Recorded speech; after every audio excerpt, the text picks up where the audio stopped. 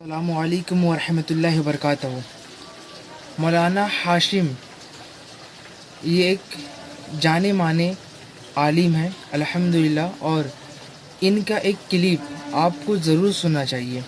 جو آج کل ہمارے معاشرے میں نکاح کے نام پر، شادی کے نام پر جو رسمیں ہو رہی ہیں، وہ خرافات والی رسمیں ہمارے مسلمانوں کے اندر آہستہ آہستہ اپنا رہے ہیں لوگ، اور یہ رسمیں خاص کر کے جو زیادہ دیندار ہوتا ہے اس کے شادی میں وہ سمجھ میں آ جاتا ہے کہ یہ دیندار ہے یا یہ دیندار نہیں ہے۔ شادی جس کے گھر میں ہوتی ہے وہاں یہ واضح ہو جاتا ہے کہ یہ لوگ کیسے ہیں اور ان کے گھر میں دین ہے کہ نہیں ہے۔ تو آپ ایسے ویڈیو کو ضرور سے ضرور شیئر کریں اور ہمارے چینل کو سبسکرائب بھی ضرور کریں۔ ویڈیو کو آخر تک ضرور دیکھیے گا، شادی کیسے کرنا چاہیے اور لوگ شادی کر کیسے رہے ہیں، ضرور سنیں آپ۔ آپ نے گھر کی عورتوں کو کیوں خود میں اجازت دیتے ہو کہ جاؤ انگوٹھی لے جاؤ اور دولہے کا ہاتھ پکڑ کر کے تم انگوٹھی پہنانا؟ دولہا تمہارے گھر کی عورتوں کے لیے غیر محرم ہے، اس کا ہاتھ پکڑنا ناجائز و حرام۔ یہ مردوں کو کنٹرول کرنا پڑے گا۔ عورتیں چاروں طرف سے گھیرے کھڑی ہیں، اب انگوٹھی پہ انگوٹھی، انگوٹھی پہ انگوٹھی، انگوٹھی پہ انگوٹھی، انگوٹھی پہ انگوٹھی۔ اب ایک ایک ہاتھ میں 10 انگوٹھی۔ میں نے کہا ارے دولہا ہے کہ بابا؟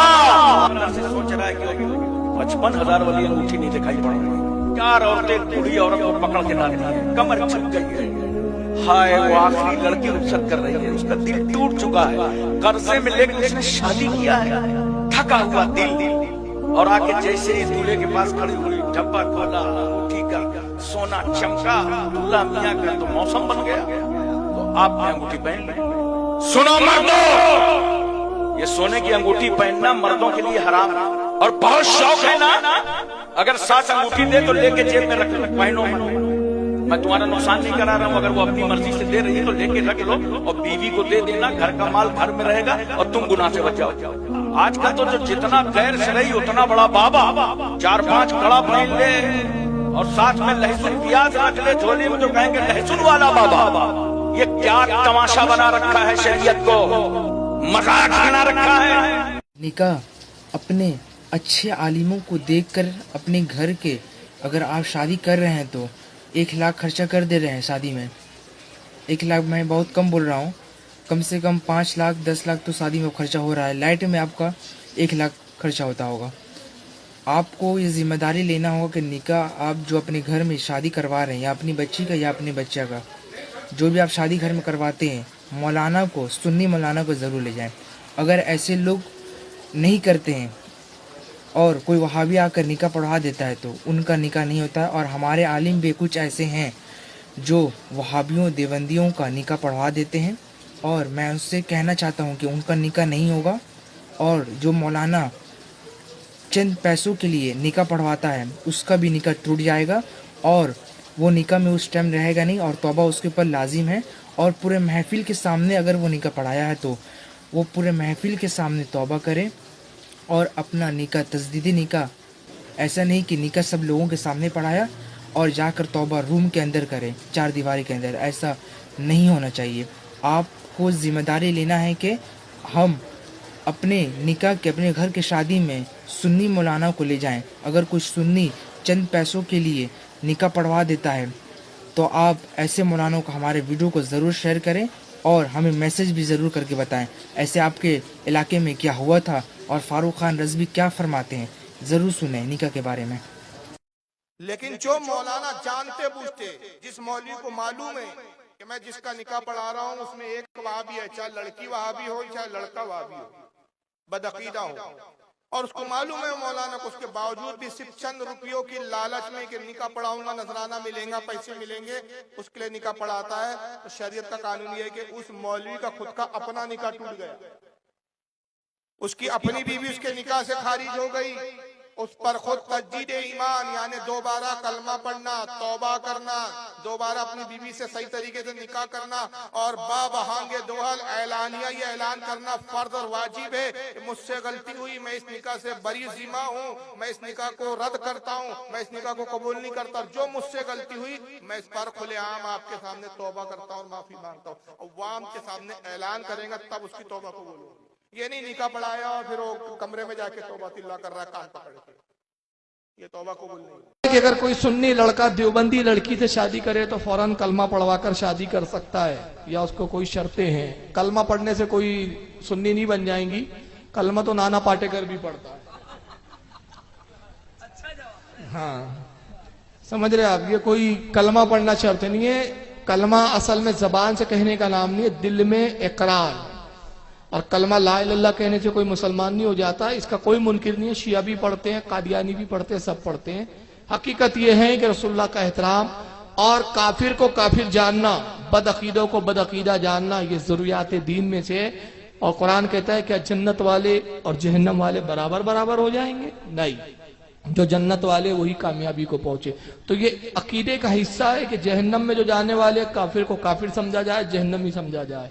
काफिर के कुफ्र में शक करना भी कुफ्र है। सरकार कहते हैं कि जो कुफ्र से राजी हुआ, अल रजाओ कुफ्र फकत कफर, जो कुफ्र से राजी है वो भी काफिर है।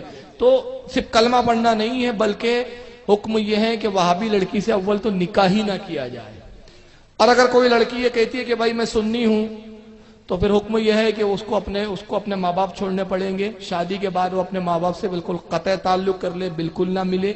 अगर वो इतनी पाबंदी कर सकती है और वाकई वो सुन्नी है तो फिर अलग बात है। फिर भी ये हुक्म है कि कम से कम 2 साल इंतजार किया जाए, तहकीक की जाए, देखा जाए कि ये दिल से बोल रही है या सिर्फ शादी के चक्कर में बोल रही है।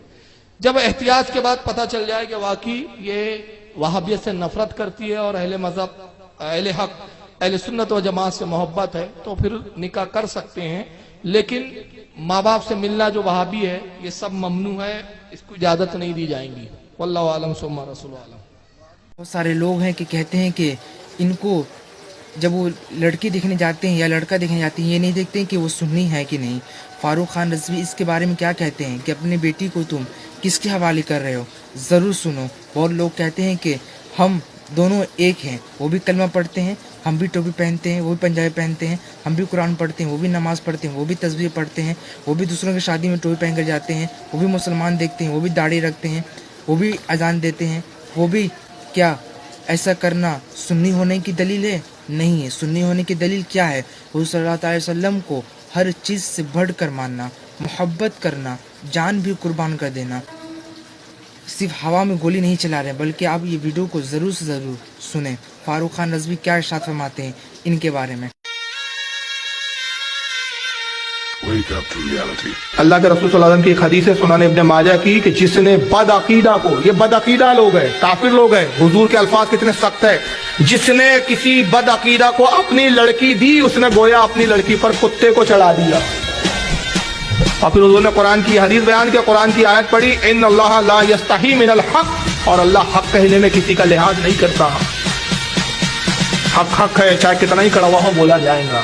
और जाहिर सी बात है, जो दवा कड़वी होती है वही कारगर होती है, बशर्ते कि उसको निगलना हम सीख जाए। और अगर थूक देंगे कि कड़वी है तो फिर सेहत याब नहीं होंगे, बीमार रहोगे, बदअकीदगी की बीमारी चिपकी रहेगी। और दूसरा सवाल था कि बद मजहब से निकाह करना कैसा है। बद मजहब से निकाह जायज नहीं है, इसलिए कि जिसका ईमान ही नहीं है उससे निकाह नहीं होता। निकाह मुसलमान का मुसलमान से होता है, मुसलमान का निकाह काफिर से नहीं होता।